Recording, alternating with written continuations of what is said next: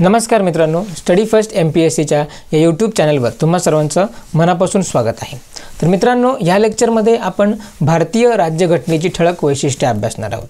So भारताची जी राज्यघटना आहे ही जगामध्ये एक विस्तृत राज्यघटना मानली जाते आणि त्यामुळे तिचं एक वेगळेपण आहे आणि त्या वेगळेपणामुळे आयोग या घटनेच्या ठळक वैशिष्ट्यांवर प्रश्न विचारताना दिसत आहे। जर तुम्ही PYQचं ॲनालिसिस चांगल्या प्रकारे केलं असेल तर असे बरेचसे जे प्रश्न आहेत त्यांची उत्तरं तुम्हाला या घटनेची ठळक वैशिष्ट्य या चॅप्टरमध्ये मिळतील। ठीक आहे, म्हणजे जो M लक्ष्मीकांत मध्ये जो घटनेची ठळक वैशिष्ट्य चॅप्टर आहे त्यामध्ये असे बरेचसे पॉइंट्स आहेत की त्याची जे ते डायरेक्टली आयोगाने काय केलेले एग्जाम मध्ये विचारलेले आहेत। सो त्यामुळे आपण ह्या चॅप्टरचा चांगल्या पद्धतीने आज आढावा घेणार आहोत। सो यामध्ये जे पॉइंट्स आहेत त्यावर आयोगाने प्रश्न विचारलेले आहेत किंवा येणाऱ्या काळात आयोग विचारणार आहे। सो त्यामुळे हा लेक्चर तुम्ही शेवटपर्यंत बघा आणि ह्यातील प्रत्येक पॉइंट प्रत्येक वैशिष्ट्य चांगल्या पद्धतीने लक्षात ठेवण्याचा प्रयत्न करा, कारण येणाऱ्या काळात याच्यावर प्रश्न नक्कीच बनणार आहे। ठीक आहे, सो वन बाय वन आपण काय करूया, ही सगळी वैशिष्ट्य कव्हर करून घेऊया। तर बघा की या भारतीय राज्यघटनेचं सर्वात पहिलं वैशिष्ट्य ते म्हणजे की ही सर्वात विस्तृत घटना आहे। ठीक आहे, भारतीय राज्यघटना जगातील सर्वात विस्तृत घटना आहे।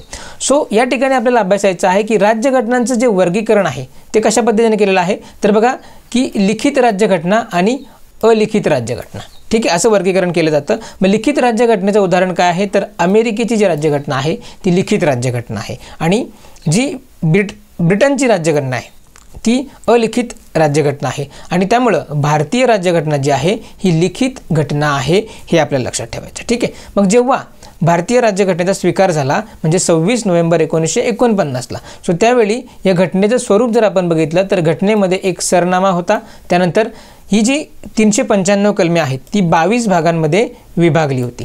ठीक आहे, 22 भागांमध्ये विभागलेली 395 कलमं इथे होती आणि 8 परिशिष्ट असा या घटनेचा स्वरूप होता।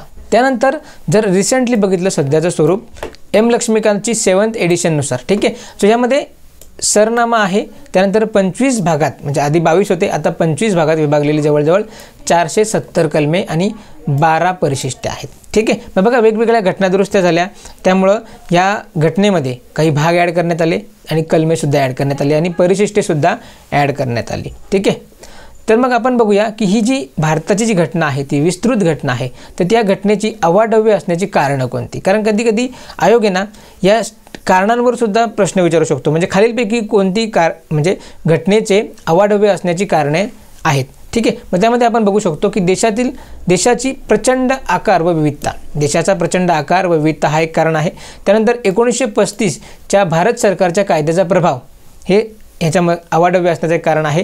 त्यानंतर केंद्र व राज्यांसाठी एकच घटना, म्हणजे भारतामध्ये केंद्र आणि राज्य यासाठी एकच घटना आहे, हे सुद्धा एक विस्तृत घटनेमागचं कारण आहे। आणि घटना समितीमध्ये कायदेतज्ञांचं वर्चस्व होतं। मग कायदेतज्ञांचं वर्चस्व असल्यामुळं बऱ्याचशा गोष्टींना काय करायचं की एकाचा अर्थ वेगवेगळे अर्थ निघायचे, मग ते सगळे अर्थांचा योग्य तिथे मिनिंग लावण्यासाठी त्या प्रकारे घटना विस्तृत करण्यात आली। ठीक आहे, म्हणजे घटनेमध्ये प्रत्येक तरतुदीचं एक विस्तृत विवेचन दिलेलं आहे आणि त्यामुळे ही जी घटना आहे ती थोडीशी आपली मोठी झालेली आहे। ठीक आहे, मग ही जी स्टेटमेंट आहे की राज्यघटनेत केवळ राज्य शासनाची मूलभूत तत्वेच नाही तर तपशीलवार प्रशासनिक तरतुदीसुद्धा आहेत। ही स्टेटमेंट अशीच्या अशी लक्षात ठेवायची, कारण जर PYQचं ॲनालिसिस आपण केलं असेल तर आपल्याला माहिती आहे की आयोग स्टेटमेंटमध्ये प्रश्न विचारतो आणि कोणती स्टेटमेंट योग्य आहे किंवा अयोग्य आहे अशा पद्धतीने आपल्याला सांगतात। मग ह्या अशा ज्या स्टेटमेंट असतात त्या डायरेक्टली आयोग काय करतो तर क्वेश्चन पेपरमध्ये टाकतो, मग योग्य आहे की अयोग्य आहे ते आपल्याला ठरवायचं असतं। मग त्यासाठी आपल्याला काय करायचं आहे तर हे सगळे म्हणजे जो आता हा चॅप्टर आहे म्हणजे या चॅप्टरमध्ये जे महत्त्वाचे स्टेटमेंट आहेत ते आपल्याला लक्षात ठेवायचे आहेत किंवा समजून घ्यायचे आहेत। ठीक आहे, तर हा जो झाला पहिला वैशिष्ट्य। त्यानंतर दुसरा जो वैशिष्ट्य आहे तो खूप महत्त्वाचा आहे, तो म्हणजे विविध स्रोतांकडून उसरणवारी। म्हणजे भारतीय राज्यघटनेमध्ये जगाच्या ज्या इतर घटना आहेत त्या घटनांमधून वेगवेगळ्या तरतुदी घेतलेल्या आहेत। ठीक आहे, आणि या वेगवेगळ्या स्रोतांमधून ज्या तरतुदी आलेल्या आहेत त्यावर आयोग नेहमीच प्रश्न विचारत आलेला आहे। म्हणजे तुम्ही आत्ताच्या रिसेंटली ज्या प्रश्नपत्रिका आहेत त्या जर तुम्ही चाळून बघितल्या तर त्याच्यामध्ये तुम्हाला याच्यावर प्रश्न दिसतातच, म्हणजे स्रोतांवर प्रश्न दिसतातच। ठीक आहे, सो हे आपल्याला चांगल्या पद्धतीने पाठ करून ठेवायचं आहे। ठीक आहे, सो त्यापूर्वी जर आपण बघितलं तर आपल्या जी घटना आहे या घटनेचा जो रचनात्मक जो भाग आहे हा भारत सरकारचा कायदा 1935 वर आधारित आहे। घटनेचा रचनात्मक भाग हा भारत सरकारचा कायदा 1935वर आधारित आहे. तर घटनेचा जो तात्विक भाग आहे तो अमेरिका व आयर्लंडच्या घटनेवर आधारित आहे. घटनेचा तात्विक भाग अमेरिका व आयर्लंडच्या घटनेवर आधारित आहे आणि घटनेचा राजकीय भाग जो आहे हा ब्रिटनच्या घटनेवरून आधारित आहे. सो आता आपल्याला इथे काय करायचं आहे, इथे प्रॉपर इथे लक्षात ठेवायचं आहे की रचनात्मक भाग म्हटला तर भारत सरकारचा कायदा 1935, तात्विक भाग म्हटला तर अमेरिका व आयर्लंडचा ची घटना आहे आणि राजकीय भाग म्हटला तर ब्रिटनच्या. मग आयोग काय करणार आहे की राजकीय भागाला अमेरिका व आयर्लंड सोबत देणार आणि तात्विक भागाला ब्रिटन सोबत देणार आणि आपल्याला विचारणार की योग्य किंवा अयोग्य कोणते ओळखा. ठीक आहे. सो आय होप तुम्हाला या ठिकाणी आयोग कशा पद्धतीने ट्रॅप टाकू शकतो हे लक्षात आलं. त्यानंतर मग आपण 1 बाय 1 जे स्त्रोत आणि त्यातून घेतलेल्या तरतुदी अभ्यासणार आहोत आणि त्या लक्षात ठेवण्याचा प्रयत्न करणार आहोत, कारण आयोग याच्यावर प्रश्न विचारतो, त्यामुळे आपल्यासाठी हे महत्त्वाचं आहे. ठीक आहे. मग सर्वात प्रथम आपण बघूया की भारत सरकारचा कायदा जो 1935चा आहे त्यामधून आयोगाने कोणत्या तरतुदी घेतल्या. तर आता याच्यातून आयोगाने भरपूर तरतुदी घेतलेल्या आहेत, पण ज्या महत्त्वाच्या आणि एम लक्ष्मीकांतने दिलेल्या आहेत त्या आपल्यासाठी इम्पॉर्टंट आहेत आणि त्या एक्झाममध्ये येतात. ठीक आहे. मग सर्वप्रथम जी संघराज्यीय शासन पद्धती आहे, म्हणजे भारताची जी संघराज्यीय शासन पद्धतीची तरतूद आहे ती भारत सरकारचा कायदा 1935 मधून घेतलेला आहे. त्यानंतर बघा राज्यपालाचे पद, त्यानंतर न्यायव्यवस्था, मग लोकसेवा आयोग, त्यानंतर आणीबाणी संबंधीच्या तरतुदी आणि प्रशासनिक तपशील, या सर्व तरतुदी भारत सरकारचा कायदा 1935 मधून घेतलेला आहे. सो या एकूण 6 आहेत आणि या 6चे 6 आपल्याला लक्षात ठेवायचे आहेत. मग कोणत्या कोणत्या, तर संघराज्य पद्धती, त्यानंतर राज्यपालाचे पद, न्यायव्यवस्था, त्यानंतर लोकसेवा आयोग, आणीबाणी संबंधी तरतुदी आणि प्रशासनिक तपशील. ठीक आहे. सो या तरतुदी आपल्याला भारत सरकारचा कायदा इथून घेतलेल्या आहेत आणि या आपल्याला लक्षातच ठेवायच्या आहेत. वारंवार याची रिव्हिजन करून आपल्याला लक्षात ठेवायची आहे. किंवा तुम्ही जर हा सेशन चांगल्या प्रकारे ॲक्टिव्हली केला तर ह्यामध्ये सुद्धा तुम्हाला बऱ्यापैकी ह्या ज्या पॉईंट्स आहेत ते लक्षात राहतील. परंतु जर तुम्ही ढोबळमानाने बघितलं तर ते लक्षात नाही राहणार, हे स्पष्ट आहे. ठीक आहे. कारण आपल्याला जर पोस्ट काढायची आहे तर हा जो अभ्यास आहे किंवा हा जो सिलेबस आहे की प्रत्येक चॅप्टर आहेत, या प्रत्येक चॅप्टरमध्ये जे पॉईंट आहेत ते चांगल्या प्रकारे अभ्यास करून रिवाईज करून लक्षात ठेवायचे आहेत. कारण कोणत्या टॉपिकवर आयोग प्रश्न विचारू शकतो हे निश्चित नाही आहे. ठीक आहे. सो आपलं काम आहे की प्रत्येक टॉपिक समजून घेणं आणि त्यातले जे कीवर्ड्स आहेत किंवा जे पॉईंट्स आहेत की जे आयोग ज्यावर प्रश्न विचारतो ते लक्षात राहणं गरजेचं आहे. त्यानंतर बघा की ब्रिटिश राज्यघटना. ठीक आहे. सो ब्रिटिश राज्यघटना ह्याच्यामधून कोणत्या कोणत्या तरतुदी घेतल्यात, तर ज्या आपल्या राजकीय पद्धत आहे, जी आपली संसदीय पद्धत आहे, म्हणजे संसदीय शासन पद्धती, ही जी आहे ब्रिटिश राज्यघटनेकडून घेतलेली. आणि आयोग ह्यावर कधी कधी काय तर डायरेक्ट स्टेटमेंटमध्ये प्रश्न विचारतो, म्हणजेच की खालीलपैकी कोणकोणत्या तरतुदी या ब्रिटिश राज्यघटनेतून घेतलेल्या आहेत अशा पद्धतीचा प्रश्न विचारतो. किंवा मग एका बाजूला ब्रिटिशची राज्यघटना, अमेरिकेची राज्यघटना, आयर्लंडची राज्यघटना, फ्रान्सची राज्यघटना आणि एका बाजूला त्याच्या असणाऱ्या तरतुदी आणि मग ह्यांच्यात जोड्या लावा असा आयोग प्रश्न विचारतो. तर ठीक आहे. सो या दोन्ही अँगलनी आपल्याला हे जे टॉपिक आहेत ते तयार करायचे आहेत. सो आय होप की तुम्हाला हे समजलं असेल. मग ब्रिटिश राज्यघटनेतून संसदीय शासन पद्धती ही तरतूद घेतली, त्यानंतर कायद्याचे राज्य ही तरतूद घेतली, नेक्स्ट कायदे मंडळ प्रणाली ही तरतूद घेतली, त्यानंतर एकेरी नागरिकत्व ही सुद्धा तरतूद ब्रिटिश राज्यघटनेतून घेतलेली आहे. त्यानंतर आदेश पारित करण्याचे विशेष अधिकार. ठीक आहे. सर्वोच्च न्यायालयाला जे रिट्स पारित करण्याचे विशेष अधिकार आहेत ते त्यांची तरतूदसुद्धा ब्रिटिश राज्यघटनेतून घेतलेली आहे. त्यानंतर संसदीय विशेष अधिकार, मग द्विगृही कायदेमंडळ आणि सरकारचे मंत्रिमंडळाचे स्वरूप. ठीक आहे.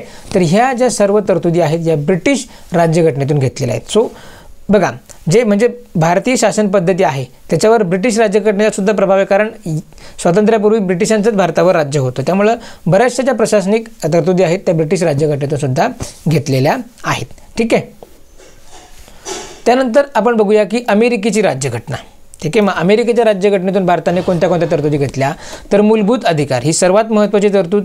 ठीक आहे. भाग 3 मध्ये जर आपण बघितलं तर मूलभूत हक्क दिलेले आहेत. मग मूलभूत हक्कांची तरतूद जी आहे ही अमेरिकेच्या राज्यघटनेतून भारतीय घटनेमध्ये घेतलेली आहे. त्यानंतर स्वतंत्र न्यायव्यवस्था, म्हणजे भारतामध्ये जी न्यायव्यवस्था जी आहे कार्यकारी आणि कायदेकारी विभागापासून स्वतंत्र ठेवण्यात आली आहे. मग ही तरतूद अमेरिकेच्या राज्यघटनेतून घेतलेली आहे, म्हणजे तशी पद्धत अमेरिकेमध्ये आहे आणि ती सुद्धा भारतामध्ये घेतलेली आहे. त्यानंतर बघा न्यायिक पुनर्विलोकन.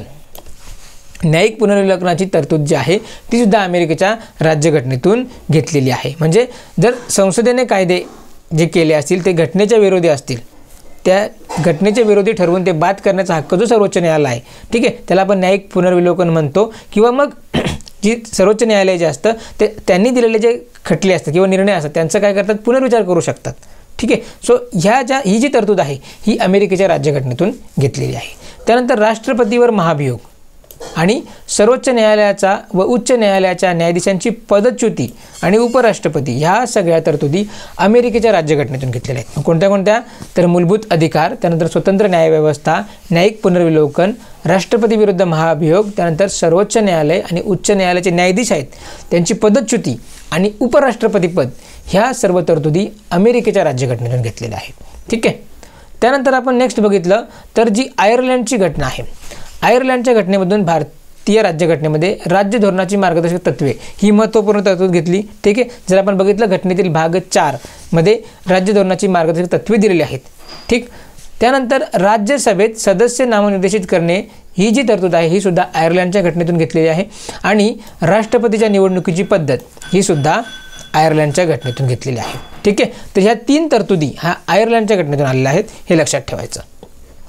त्यानंतर बघा जी कॅनडाची राज्यघटना आहे त्यामधून कोणत्या कोणत्या तरतुदी आल्या तर प्रबळ केंद्र सत्ता असलेले संघराज्य, त्यानंतर केंद्राकडे असलेला शेषाधिकार आणि केंद्रातर्फे राज्यपालांची नेमणूक आणि सर्वोच्च न्यायालयाचे सल्लागार अधिकार क्षेत्र ह्या तरतुदी कॅनडाच्या राज्यघटनेतून घेतलेल्या आहेत. म्हणजे ज्या ठिकाणी बघा केंद्राला प्रबळ स्थान दिलं जातं त्या ज्या तरतुदी आहेत त्या कॅनडातून घेतल्या आहेत. म्हणजे प्रबळ केंद्र सत्ता असलेले संघराज्य, त्यानंतर केंद्राकडे शेषाधिकार असणं, केंद्रातर्फे राज्यपालाची नेमणूक. ठीक आहे. बघा तिन्ही तरतुदीमध्ये केंद्राचा उल्लेख आहे आणि ज्या ठिकाणी केंद्राचा उल्लेख असणार आहे ती कॅनडाच्या घटनेतून घेतलेल्या आहेत. क्या आणि केंद्र अशा पद्धतीने लक्षात ठेवायचं. आणि त्याचप्रकारे सर्वोच्च न्यायालयाचे सल्लागार अधिकार क्षेत्र आहे. म्हणजे काय तर राष्ट्रपती सर्वोच्च न्यायालयाचा सल्ला मागू शकतात. बरोबर. तर ते जे सल्लागारी अधिकार क्षेत्र आहे ते कॅनडाच्या राज्यघटनेतून घेतलेलं आहे हे आपल्याला लक्षात ठेवायचं. त्यानंतर मग ऑस्ट्रेलियाची घटना जी असते त्या ऑस्ट्रेलियाच्या घटनेतून भारताने समवर्ती सूची ही महत्त्वपूर्ण तरतूद घेतलेली आहे. त्यानंतर व्यापार व वाणिज्य व्यवहारांचे स्वातंत्र्य आणि संसदेच्या दोन्ही गृहांचे संयुक्त अधिवेशन. ठीक आहे. ही तरतूद घेतलेली आहे. मग त्यामध्ये जर आपण बघितलं की समवर्ती सूची आणि संयुक्त अधिवेशन ह्या तरतुदी महत्त्वाच्या आहेत कारण यावर प्रश्न विचारलेले आहेत. ठीक आहे. सो हे लक्षात ठेवायचं. त्यानंतर बघा की जी जर्मनीची घटना आहे या जर्मनीच्या घटनेमधून आपण आणीबाणीच्या काळात मूलभूत अधिकारांचे निलंबन केले जाते ही तरतूद घेतलेली आहे. ठीक आहे. मग जेव्हा आपण आणीबाणी हा चॅप्टर बघू त्यामध्ये मग या आणीबाणीच्या तरतुदी आणि मूलभूत हक्कांच्या निलंबनासंदर्भात ज्या 2 कलमं आहेत त्यांचासुद्धा आढावा घेणार आहोत. ठीक आहे. त्यानंतर बघा रशियाची घटना. सो रशियाच्या घटनेतून आपण मूलभूत कर्तव्य, तर भारताच्या घटनेमध्ये जर आपण बघितलं की भाग 4A आणि कलम 51A मध्ये 11 मूलभूत कर्तव्य दिलेले आहेत. ठीक आहे. तर या मूलभूत कर्तव्यांची जी तरतूद आहे किंवा ही जी पद्धत आहे ही रशियाच्या घटनेतून घेतलेली आहे. आणि त्याचप्रकारे जो आपला सरनामा आहे त्यामध्ये जे सामाजिक व आर्थिक राजकीय न्यायाचे आदर्श आहेत ती तरतूदसुद्धा रशियाच्या घटनेतून घेतलेली आहे. ठीक आहे. हे 2 ज्या तरतुदी रशियामधून घेत. मग मूलभूत कर्तव्य जे आहेत ते रशियामधून घेतलेले आहेत, मार्गदर्शक तत्त्वे आयर्लंडच्या घटनेतून घेतलेले आहेत आणि मूलभूत हक्क जे आहेत हे अमेरिकेच्या घटनेतून घेतलेले आहेत. मग या म्हणजे अशा पद्धतीने सुद्धा जोड्या लावायला आपल्याला प्रश्न येऊ शकतो. ठीक आहे. त्यानंतर आपण बघू शकतो की फ्रान्सची घटना. मग फ्रान्सच्या घटनेतून आपण प्रजासत्ताक पद्धती ही तरतूद घेतली. ठीक आहे. मग आपल्याला माहिती आहे की आपलं जे राष्ट्रपती आहेत त्यांना निवडून दिलं जातं. ठीक आहे. मग निवडून असल्यामुळे भारत एक प्रजासत्ताक राष्ट्र आहे. ही तरतूद फ्रान्सच्या घटनेतून घेतली. आणि जे सरनामा आहे त्यामधले स्वातंत्र्य, समता व बंधुता यांचे जे आदर्श ही तरतूद आहे ही सुद्धा आपण फ्रान्सच्या घटनेतून घेतलेली आहे. त्यानंतर लक्षात ठेवायचं की दक्षिण आफ्रिकेच्या घटनेतून आपण घटनादुरुस्तीची महत्त्वाची पद्धत घेतलेली आहे हे लक्षात ठेवायचं. आणि राज्यसभेच्या सदस्यांची निवडणूक या 2 तरतुदी आपण दक्षिण आफ्रिकेतून घेतलेल्या आहेत. ठीक आहे. घटनादुरुस्ती पद्धत कलम 368 बरोबर. सो ती जी तरतूद आहे ही दक्षिण आफ्रिकेच्या घटनेतून घेतलेली आहे.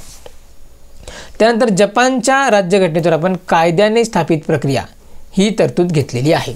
कायद्याने स्थापित प्रक्रिया ही तरतूद आपण जपानच्या राज्यघटनेतून घेतलेली आहे. आणि मग बघा विविध स्रोतांकडून उसनवारी. ठीक आहे. हा जो ठळक वैशिष्ट्य आहे तो आपल्याला खूप महत्त्वाचा आहे. आणि जे जे स्रोत आहेत जे एम लक्ष्मीकांतमध्ये हे जे सगळे स्रोत दिलेले आहेत बरोबर, तर या स्रोत आणि त्यांकडून घेतलेल्या तरतुदी या आपल्याला जशाच तशा लक्षात ठेवायच्या आहेत. ठीक आहे. हा चॅप्टर आपल्यासाठी खूप महत्त्वाचा आहे. ठीक आहे. यावरून वारंवार प्रश्न आयोग विचारत असतो म्हणून यातले प्रत्येक पॉईंट आपल्याला लक्षात ठेवायचे आहेत.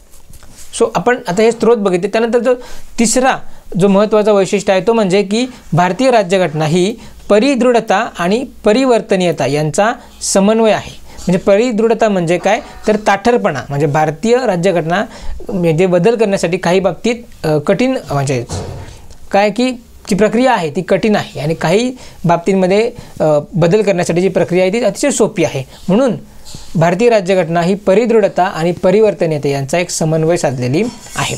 ठीक आहे.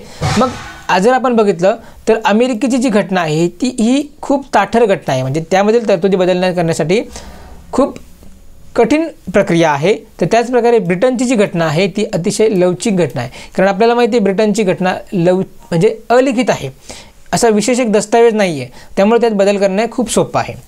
मग जर आपण बघितलं की भारताची जी राज्यघटना आहे ही ताठरही नाही आहे आणि लवचिकही नाही आहे, किंवा ताठरही आहे आणि लवचिकही आहे. बरोबर. मग घटनादुरुस्तीची पद्धत ही कलम 368 मध्ये दिलेली आहे, हे आपल्याला माहिती आहे. मग ह्या कलम 368 मध्ये 2 घटनादुरुस्तीच्या पद्धत दिलेल्या आहेत. त्या म्हणजे एक म्हणजे विशेष बहुमताने, म्हणजे घटनेतील काही तरतुदींमध्ये आपण विशेष बहुमताने बदल करू शकतो. तर दुसरी म्हणजे काही इतर तरतुदीमध्ये बदल करण्यासाठी आपल्याला विशेष बहुमत लागतं. त्याचप्रकारे निम्म्या राज्यांची संमतीसुद्धा लागते. मग ह्या 2च पद्धती कलम 368 मध्ये दिलेल्या आहेत. आणि त्याच्या व्यतिरिक्त घटनेच्या बऱ्याचशा तरतुदीमध्ये आपण साध्या पद्धतीने काय करू शकतो, बदल करू शकतो. परंतु ती जी पद्धत आहे ही कलम 368 मध्ये दिलेली नाही, हे लक्षात ठेवायचं. एकूण 3 पद्धतीमध्ये आपण घटनेत बदल करू शकतो, परंतु ज्या 2च आहेत त्या 368 मध्ये दिलेल्या आहेत आणि एक जी 368च्या बाहेरील आहे, हे लक्षात ठेवायचं. त्यानंतर आपण नेक्स्ट बघू शकतो की जे पुढचं वैशिष्ट्य आहे ते म्हणजे की एकात्मतेकडे झुकणारे संघराज्य. ठीक आहे. मग भारतीय संघराज्याचे 2 वैशिष्ट्य येतात. एक म्हणजे की भारतीय संघराज्य पद्धतीची वैशिष्ट्य येतात भारतीय संघराज्यामध्ये, आणि दुसरं एक येतं की एकात्मक पद्धतीचे वैशिष्ट्य. म्हणजे संघराज्य पद्धती म्हणजे काय तर केंद्र आणि राज्य सरकार यांच्यामध्ये अधिकारांची विभागणी केलेली असते. बरोबर. आणि एकात्मक वैशिष्ट्य म्हणजे की त्या ठिकाणी जे केंद्र शासन असतं ते प्रबळ असतं, त्यांना जास्त अधिकार दिलेले असतात. मग अशा दोन्ही प्रकारची वैशिष्ट्य भारतीय राज्यघटनेमध्ये असते. आणि त्याच्यामध्ये जे भारतीय राज्यघटना आहे किंवा भारतीय संघराज्य आहे ही एकात्मतेकडे झुकणारे संघराज्य आहे, असं वर्णन केलेलं आहे घटनेचं. ठीक आहे. मग आपल्याला इथे आयोग काय विचारतो की भारताच्या संघराज्य पद्धतीची वैशिष्ट्य कोणती आणि भारताच्या एकात्मक पद्धतीची वैशिष्ट्य कोणती. ठीक आहे. मग एक तर संघराज्य पद्धतीची वैशिष्ट्य ओळखा, एक तर एकात्मक वैशिष्ट्य ओळखा, हेच आपल्याला विचारलं जातं. मग आपण काय करूया की सुरुवातीला संघराज्य पद्धतीची वैशिष्ट्य कोणती कोणती आहेत ते आपण बघूया. ठीक आहे. मग त्याच्यामध्ये आपण जर बघितलं की पहिलं वैशिष्ट्य काय आहे तर 2 सरकारे, भारतामध्ये 2 सरकारे अस्तित्वात आहेत, म्हणजे राज्य सरकार आणि केंद्र सरकार. त्यानंतर या राज्य सरकार आणि केंद्र सरकारमध्ये अधिकारांची विभागणी केलेली आहे, हे संघराज्य पद्धतीचं वैशिष्ट्य आहे. त्यानंतर भारताची जी घटना आहे ती लिखित घटना आहे, हे सुद्धा एक संघराज्य पद्धतीचं वैशिष्ट्य आहे. त्यानंतर भारतामध्ये राज्यघटनेचं श्रेष्ठत्व सांगितलेलं आहे, म्हणजे सर्वोच्च असेल ती राज्यघटना. तर हे सुद्धा संघराज्य पद्धती, म्हणजे केंद्र शासन सर्वोच्च नसणार आहे ना राज्य शासन सर्वोच्च नसणार आहे, फक्त जी घटना आहे ती सर्वोच्च असणार आहे, हे एक वैशिष्ट्य आहे. त्यानंतर भारतीय राज्यघटना ही ताठर राज्यघटना आहे, म्हणजे काही बाबतीत काही तरतुदीमध्ये बदल करण्यासाठी त्याच्यामध्ये विशेष बहुमत किंवा विशेष बहुमत प्लस निम्म्या राज्यांच्या संमतीची आवश्यकता असते. म्हणजे ताठर म्हणजे ही प्रक्रिया थोडीशी कठीण आहे, म्हणून ताठर राज्यघटना ही संघराज्य पद्धतीचं वैशिष्ट्य आहे. बरोबर. त्यानंतर स्वतंत्र न्यायव्यवस्था जी स्वतंत्र आहे हे जे वैशिष्ट्य आहे हे सुद्धा संघराज्य पद्धतीचं वैशिष्ट्य आहे, हे लक्षात ठेवायचं. आणि द्विगृही मंडळ, म्हणजे भारतामध्ये 2 गृह आहेत. एक म्हणजे समजा केंद्राच्या ठिकाणी आपण बघितलं तर संसदेमध्ये लोकसभा आणि राज्यसभा हे 2 गृह असतात. तर राज्याच्या ठिकाणी आपण बघितलं विधिमंडळामध्ये तर विधानसभा आणि विधान परिषद. तर सर्वच राज्यांमध्ये विधान परिषद नसते, परंतु काही राज्यांमध्ये विधान परिषद आहे. म्हणजे जी द्विगृही मंडळ हे जे वैशिष्ट्य आहे हे संघराज्य पद्धतीचे वैशिष्ट्य आहे. ठीक आहे. मग बघा 2 सरकारे, त्यानंतर अधिकारांची विभागणी, लिखित राज्यघटना, राज्यघटनेचे श्रेष्ठत्व, ताठर राज्यघटना, त्यानंतर स्वतंत्र न्यायव्यवस्था आणि द्विगृही मंडळ ही सगळी वैशिष्ट्य संघराज्य पद्धतीची आहेत. ठीक आहे. त्यानंतर जर आपण बघितलं की भारतीय संघराज्याचे एकात्मक वैशिष्ट्य कोणती त्याच्यामध्ये आपण बघितलं की प्रबळ केंद्र शासन, म्हणजे केंद्राला अधिक अधिकार असणार आहेत किंवा आणीबाणीच्या काळात केंद्राला अधिकार मिळतात आणि बऱ्याचशा कंडिशनमध्ये केंद्र शासन हे राज्यापेक्षा अधिक अधिकार उपभोगतं. बरोबर. मग त्यामुळे प्रबळ केंद्र शासन हे एकात्मिक वैशिष्ट्य आहे. त्यानंतर एकच राज्यघटना, म्हणजे भारतामध्ये राज्यासाठी आणि केंद्रासाठी ठीक आहे एकच घटना आहे आणि हे एक आपल्या संघराज्याचं एकात्मक वैशिष्ट्य आहे. ठीक आहे. त्यानंतर एकेरी नागरिकत्व, भारतामध्ये एकच नागरिकत्व आहे, बरोबर. तर आपण कुठल्या राज्याचं सेपरेट नागरिकत्व नाही आहे, मग हे एक एकात्म वैशिष्ट्य झालं.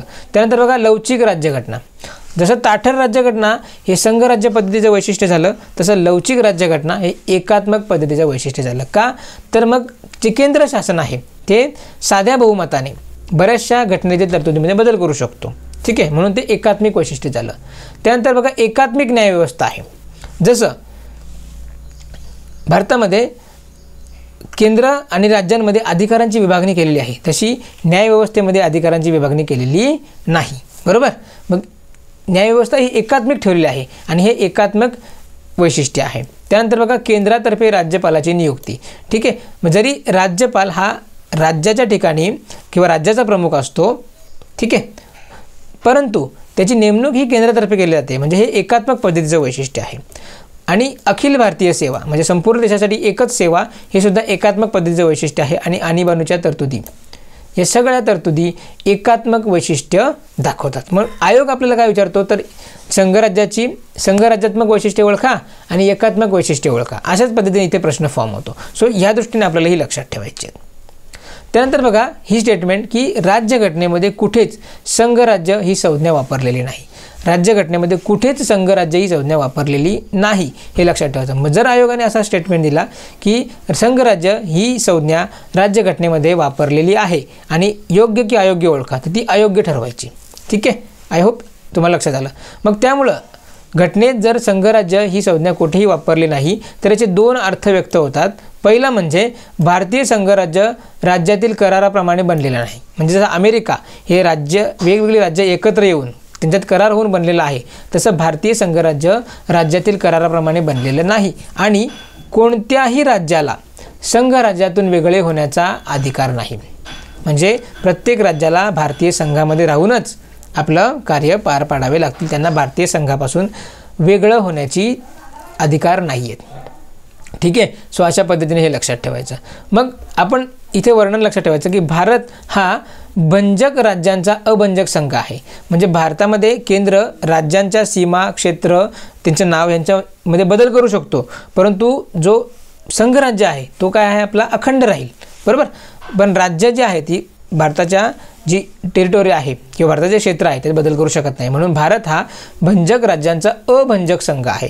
तर अमेरिका हा अभंजक राज्यांचा अभंजक संघ आहे. म्हणजे अमेरिका जो आहे हा राज्यांच्या कराराप्रमाणे अस्तित्वात आलेला आहे, त्यामुळे त्याचे राज्यांच्या क्षेत्रांमध्ये नावांमध्ये बदल करण्याचा अधिकार तिथल्या केंद्र सरकारला नाही आहे, ठीक आहे. आणि ते अभंजक संघ आहे, म्हणून अशा पद्धतीने भारताचं वर्णन आणि अमेरिकेचं वर्णन आपल्याला लक्षात ठेवायचं आहे.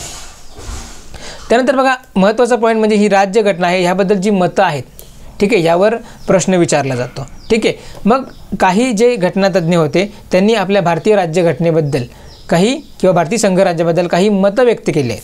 ती मतं आपल्याला जोड्या लावामध्ये विचारली जातात, ठीक आहे. मग बघा के.सी. वियर यांनी काय मांडलं तर भारतीय संघराज्य जे आहे ते स्वरूपाने संघराज्य पण आशयाने एकात्मिक आहे, ठीक आहे, म्हणजेच निमसंघराज्यीय आहे, असं कोण वर्णन करतो तर के.सी. वियर करतो, हे लक्षात ठेवायचं. त्यानंतर मॉरिस जोन्स काय म्हणतात तर वाटाघाटीचे संघराज्य, भारतीय संघराज्य हे वाटाघाटीचे संघराज्य आहे, ठीक आहे. मग कसं लक्षात ठेवायचं तर जोन्सच्या वाटाघाटी, ठीक आहे, जोन्सच्या वाटाघाटी आणि व्हियरच्या निमसंघराज्य. त्यानंतर बघा Granville Austin. So Granville Austin म्हणतोय की भारतीय संघराज्य हे सहकारी संघराज्य आहे, हे लक्षात ठेवायचं. त्यानंतर आयवर जेनिंग्स काय म्हणतो तर भारतीय संघराज्य एकात्मतेकडे झुकणारे संघराज्य आहे. अशा प्रकारे ही घटनातज्ञ आणि त्यांनी केलेले वर्णन किंवा त्यांनी केलेल्या टीका आपल्याला इथे पाठ पाहिजेत आणि ह्या जोड्या लावाच्या स्वरूपात आयोग विचारत असतो, ठीक आहे. सो हे लक्षात ठेवायचं. त्यानंतर पुढचं वैशिष्ट्य आहे संसदीय पद्धतीची शासन व्यवस्था. म्हणजे भारतामध्ये संसदीय शासन पद्धती आहे आणि ती आपल्या घटनेत दिलेली आहे, हे सुद्धा आपल्या घटनेचं एक वैशिष्ट्य आहे. मग जर बघितलं आपण तर अमेरिकेमध्ये अध्यक्षीय पद्धत असते, तर ब्रिटनमध्ये संसदीय शासन पद्धती असते, ठीक आहे. मग जर आपण बघितलं की ही संसदीय पद्धतीलाच म्हणतात वेस्टमिनिस्टर पद्धत किंवा उत्तरदायी सरकार आणि मंत्रिमंडळाचे सरकार, असं ही नावं आहेत, हे लक्षात ठेवायची, ठीक आहे.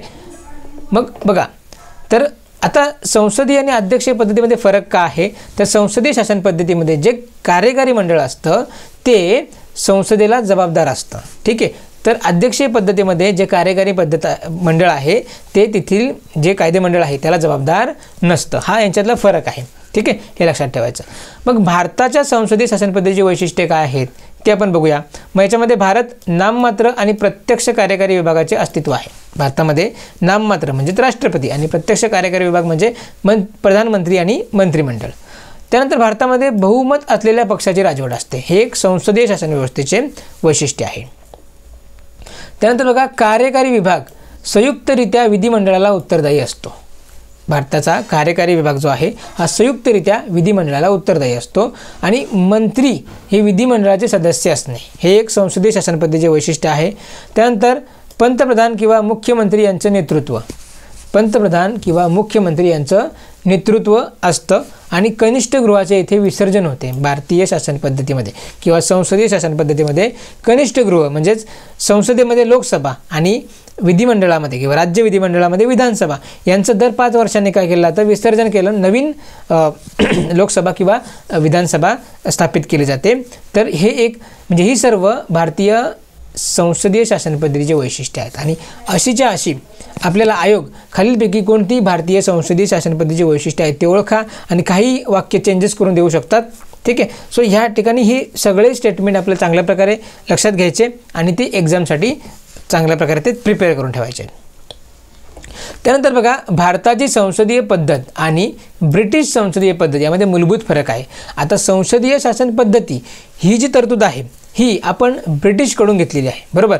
परंतु ती घेताना त्याच्यामध्ये काही बदल केलेले आहेत. तर ते कोणते बदल हे आपल्याला अशाच पद्धतीने स्टेटमेंटमध्ये लक्षात ठेवायचे. मग पहिला कोणता तर भारतीय संसद ब्रिटिश संसदेप्रमाणे सार्वभौम नाही.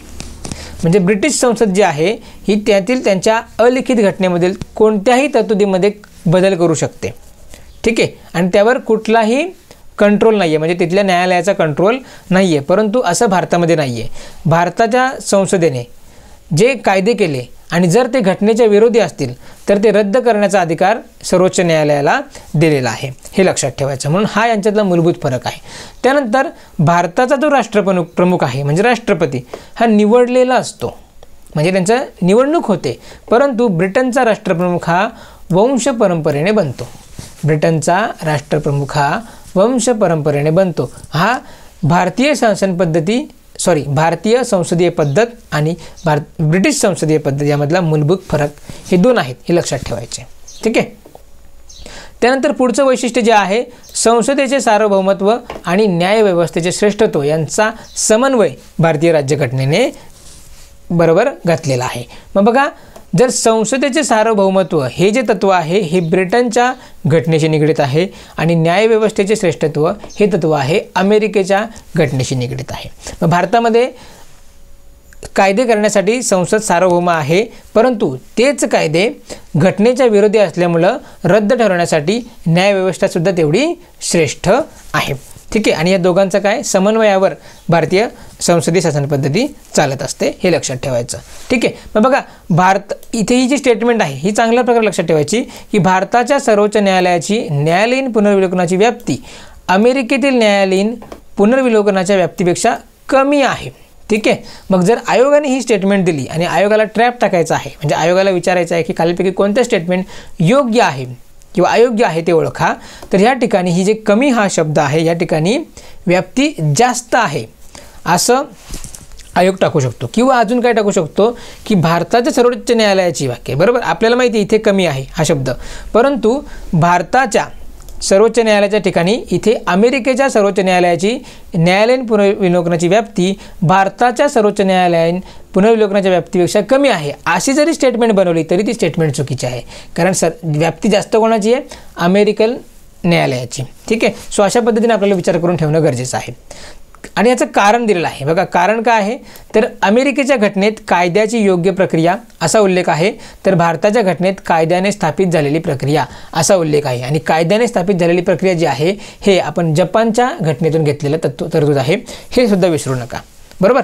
मग कधी कधी बघा आयोग आपल्याला प्रश्न विचारतो की एक विधान देतो, म्हणजे 2 विधानं दिलेलं असतात, त्यातलं एक असतं त्याचं कारण किंवा परिणाम असतो आणि एक कारण असतं, बरोबर. मग आयोग ते दोन्ही विधानं देतं आणि ऑप्शनमध्ये विचारतं की अ हे विधान आहे आणि ब त्याचं कारण आहे किंवा ब हे विधान आहे आणि क त्याचं कारण आहे, किंवा अ आणि बचा एकमेकांशी संबंध नाही, किंवा दोन्ही विधाने बरोबर आहेत किंवा दोन्ही विधाने चूक आहेत परंतु या दोघांचा एकमेकांशी संबंध नाही, बरोबर. अशा पद्धतीचे प्रश्न आपण बघितलेत. सो त्या ठिकाणी हे ह्या जे स्टेटमेंट आहेत त्या पडू शकतात, म्हणून आपल्याला त्या ठिकाणी तशा पद्धतीने स्टेटमेंटचा अभ्यास करावा लागतो. ठीक आहे. सो मग ह्या स्टेटमेंट आहे तशा पहिले समजून घ्यायच्या की कोणाची व्याप्ती जास्त आहे. तर व्याप्ती कोणाची जास्त आहे तर अमेरिकेतील न्यायालयाची, बरोबर, आणि कमी कोणाची आहे तर भारताच्या सर्वोच्च न्यायालयाची. तर हे लक्षात ठेवायचं. मग कायद्याची योग्य प्रक्रिया कुठे आहे तर अमेरिकेच्या घटनेत, आणि कायद्याने स्थापित झालेली प्रक्रिया कुठे आहे तर भारताच्या घटनेत. ठीक आहे. त्यानंतर पुढचं जे वैशिष्ट्य आहे ते स्वतंत्र व एकात्मिक न्यायव्यवस्था. म्हणजे भारतामध्ये जी न्यायव्यवस्था आहे ती कार्यकारी विभागापासून आणि कायदेकारी विभागापासून स्वतंत्र ठेवण्यात आलेली आहे, बरोबर. त्याचप्रकारे ती एकात्मिक आहे. म्हणजे भारतामध्ये किंवा भारतीय संघराज्यामध्ये जी अधिकारांची विभागणी आहे ती केंद्रामध्ये आणि राज्यामध्ये केलेली आहे, बरोबर, केंद्र सूची राज्य सूची.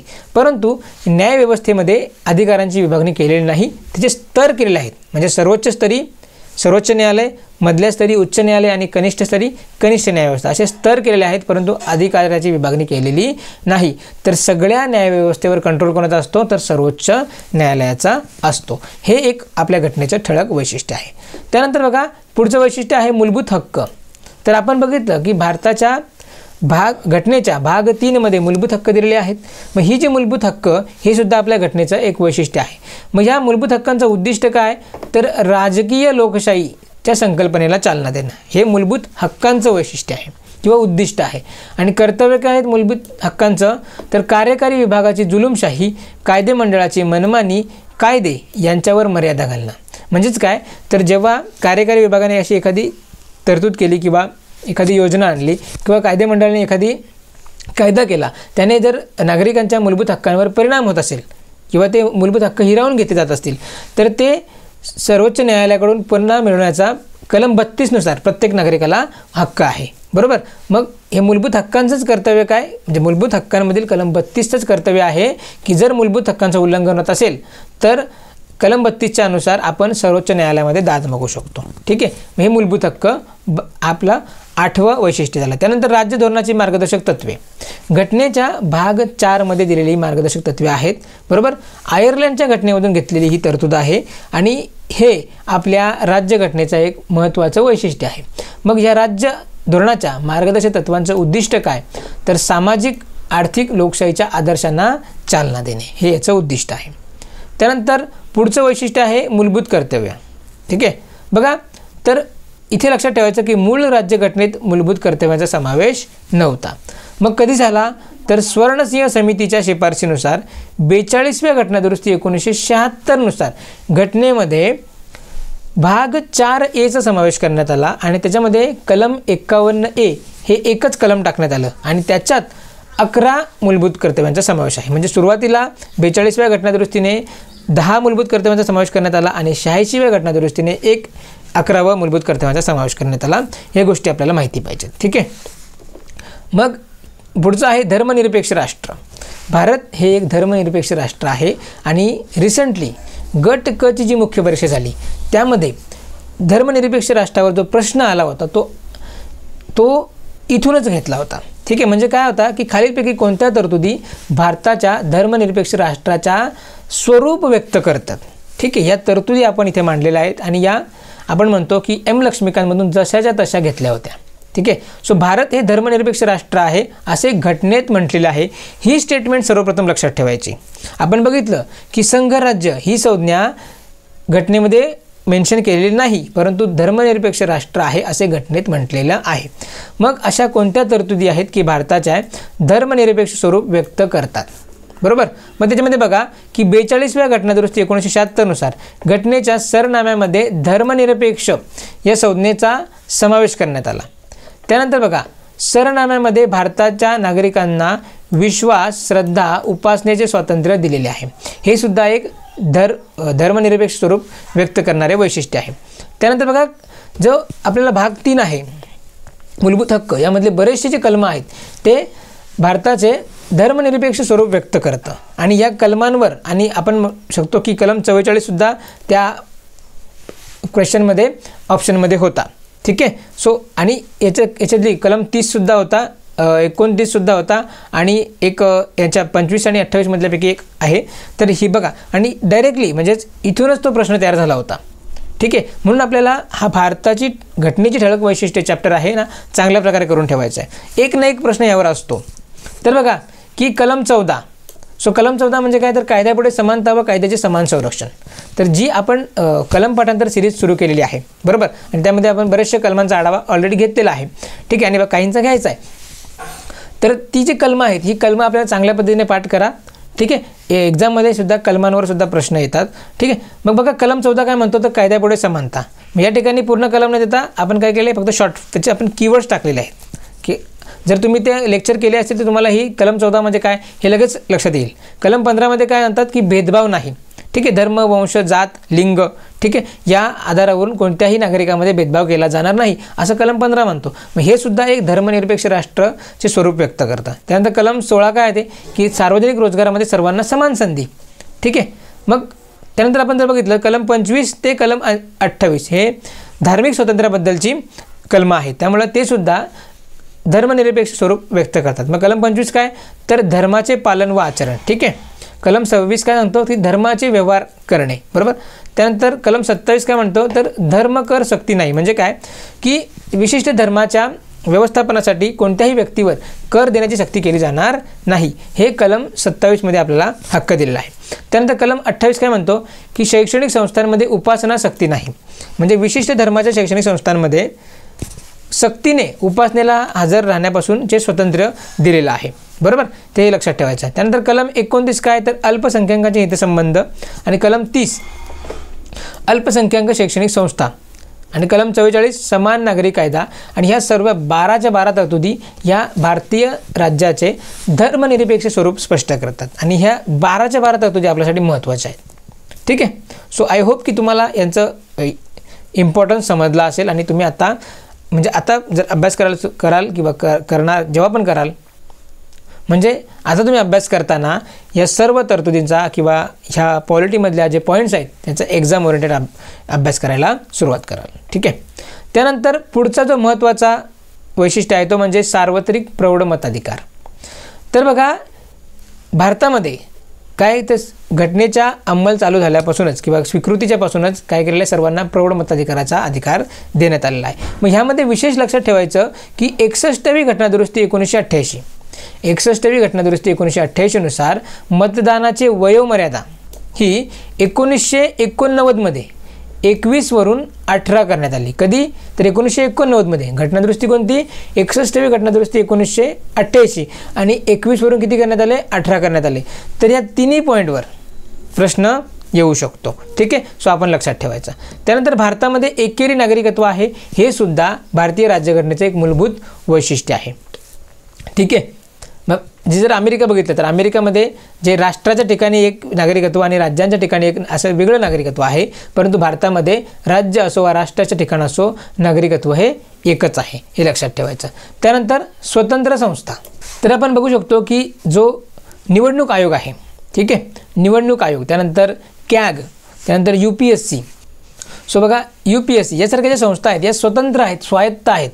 ठीक आहे. या भारतीय लोकशाहीचा काय आपण म्हणू शकतो काही जे पाया आहेत किंवा पिलर्स खांब आहेत असं आपण म्हणतो. म्हणजे अशा स्वतंत्र संस्था असणेसुद्धा या भारतीय राज्यघटनेचे काय वैशिष्ट्य आहे. त्यानंतर बघा की आणीबाणीविषयक तरतुदी घटनेमध्ये आणीबाणीविषयक म्हणजे आकस्मिक प्रसंगी हाताळण्यासाठी काही तरतुदी दिलेल्या आहेत त्यांना आपण आणीबाणीविषयक तरतुदी म्हणतो. सो त्या असणं सुद्धा एक भारतीय राज्यघटनेचं मूलभूत वैशिष्ट्य आहे. मग जर आपण बघितलं तर कलम 352 काय म्हणतो तर कलम 352 हा राष्ट्रीय आणीबाणी संदर्भात आहे. यामध्ये युद्ध परकीय आक्रमण किंवा सशस्त्र उठाव यामुळे उद्भवणारी आणीबाणी आणि तिला आपण राष्ट्रीय आणीबाणी म्हणतो. त्यानंतर कलम 256 आणि 265 कलम 356 आणि 365 हे जे आहेत हे राष्ट्रपती राजवटी संदर्भात आहेत किंवा राज्य आणीबाणी. मग कलम 356 काय म्हणतो तर राज्यातील घटनात्मक यंत्रणा कोलमडण्यामुळे उद्भवणारी राज्यातील आणीबाणी आणि कलम 365 काय म्हणतो तर केंद्राच्या आदेशांचे पालन करण्यास राज्यांना आलेले अपयश आणि त्यामुळे उद्भवणारी राज्यातील आणीबाणी. ठीक आहे. तर बघा हे कलम 356 मध्ये जी तरतूद आहे आणि कलम 365 मध्ये जी तरतूद आहे ती प्रॉपर लक्षात ठेवायची. कारण आयोग काय करू शकतो, जर फसवायचं असेल तर उलटं करून देणार. म्हणजे कलम 356 केंद्राच्या आदेशांचे पालन आणि कलम 365 राज्यातील घटनात्मक यंत्रणा कोलमडली अशा पद्धतीने फिरवून देऊ शकतं. सो हे प्रॉपर तिथे वाचून घ्यायचं असतं. त्यानंतर बघा कलम 366 हा आर्थिक आणीबाणी संदर्भात आहे, हे लक्षात ठेवायचं. त्यानंतर ह्या आपल्या भारतीय राज्यघटनेचं पुढचं वैशिष्ट्य म्हणजे की त्रिस्तरीय पंचायत राज. बघा की जी 73वी घटनादुरुस्ती आहे 1992ची, त्या 73व्या घटनादुरुस्तीनुसार घटनेमध्ये किंवा पंचायत राजला घटनात्मक दर्जा देण्यात आला आणि भारताच्या घटनेमध्ये भाग 9 समाविष्ट करण्यात आला आणि 11वं परिशिष्ट समाविष्ट करण्यात आलं. बरोबर. या ठिकाणी जी पंचायत राज आहे तिची त्रिस्तरीय पद्धती स्वीकारली. म्हणजेच पहिल्या स्तरावर जिल्हा परिषद, त्यानंतर मग पंचायत समिती आणि कनिष्ठ स्तरावर ग्रामपंचायत अशा 3 स्तर स्वीकारण्यात आले आणि हे सुद्धा आपल्या घटनेचं एक वैशिष्ट्य आहे. त्यानंतर शेवटचं वैशिष्ट्य म्हणजे सहकारी संस्था. ठीक आहे. 97वी घटनादुरुस्ती आपण जर बघितलं, 97वी घटनादुरुस्ती 2011 अन्वये भारताच्या घटनेमध्ये भाग 9B समावेश करण्यात आला. ठीक आहे. तर ह्यामध्ये सहकारी संस्था असं त्याचं नाव होतं आणि हे एक सुद्धा आपल्या राज्यघटनेचं मूलभूत वैशिष्ट्य आहे. मग सहकारी संस्था सुद्धा आता घटनात्मक दर्जा प्राप्त झालेला आहे. सो अशा प्रकारे हे भारतीय राज्यघटनेची मूलभूत वैशिष्ट्य आणि त्यामध्ये असलेले जे महत्त्वाचे पॉईंट आपण चांगल्या प्रकारे अभ्यासलेले आहेत. आणि मित्रांनो, तुम्ही प्रत्येक व्हिडिओ शेवटपर्यंत बघितला ना तर तुम्हाला प्रत्येक व्हिडिओमध्ये जे महत्त्वाचे पॉईंट्स आहेत त्यावर आयोग प्रश्न विचारतो हे आपल्या व्हिडिओमधून मिळून जाणार आहेत. सो आपला जो प्रत्येक व्हिडिओ असणार आहे, इथून पुढे जो पण लेक्चर असणार आहे तो तुम्ही शेवटपर्यंत बघत चला. ह्या लेक्चरमधून तुमचा बऱ्यापैकी सिलेबस कवर होईल आणि येणाऱ्या एक्झाममध्ये तुम्हाला नक्कीच त्याचा फायदा होणार आहे. आपण कुठल्याही प्रकारचे आता यूट्यूबवर हे सगळे फ्री ऑफ कॉस्ट आहे, त्यामुळं तुम्ही कितीही वेळा हे लेक्चर बघू शकता. जोपर्यंत तुम्हाला पाठ होत नाही तोपर्यंत बघू शकता, कुठलाही फी न देता. त्यामुळं आत्तापर्यंत तुम्ही जर आपल्या चॅनलला सबस्क्राईब केलं नसेल तर नक्की सबस्क्राईब करून घ्या. आणि ह्या व्हिडिओचा कंटेंट तुम्हाला आवडला असेल तर नक्की आपल्या व्हिडिओला लाईक करा.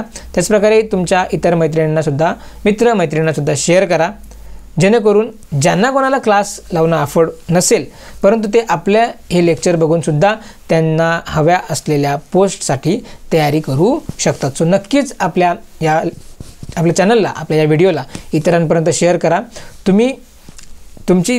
तुमच्याकडून जो सपोर्ट मला मिळेल त्यामुळे मला अजूनच एनर्जी येईल आणि अजून चांगल्या प्रकारे मी प्रत्येक टॉपिकवर असे लेक्चर बनवत जाईन, जेणेकरून तुम्हाला एक्झाममध्ये त्याचा फायदा होईल. ठीक आहे. आणि त्याचप्रकारे ही जी PDF आहे, ही जी तुम्हाला PDF हवी असेल तर तुम्ही आपल्या स्टडी फर्स्ट MPSCच्या टेलिग्राम चॅनलला जॉईन व्हा. त्यावरून तुम्हाला प्रत्येक लेक्चरची PDF तुम्हाला मिळत जाईल. आणि याआधीसुद्धा आपण भरपूर असे लेक्चर कंडक्ट केले आहेत. कलम पाठांतर सिरीजवर सुद्धा लेक्चर आपली सिरीज आहे, तीसुद्धा तुम्ही बघून घ्या आणि त्यातले कलम नक्की पाठ करा. आयोग त्याच्यावर प्रश्न विचारतो. ठीक आहे. सो या लेक्चरमध्ये आपण इथे थांबतोय. नेक्स्ट लेक्चरमध्ये आपण पुढचा चॅप्टर, पुढचे जे महत्त्वाचे टॉपिक आहेत ते कवर करू आणि अशाच पद्धतीने आपली ही सिरीज कंटिन्यू राहील. सो आपल्या या चॅनलशी कनेक्टेड राहा आणि जास्तीत जास्त फायदा घेत राहा. Thank you very much.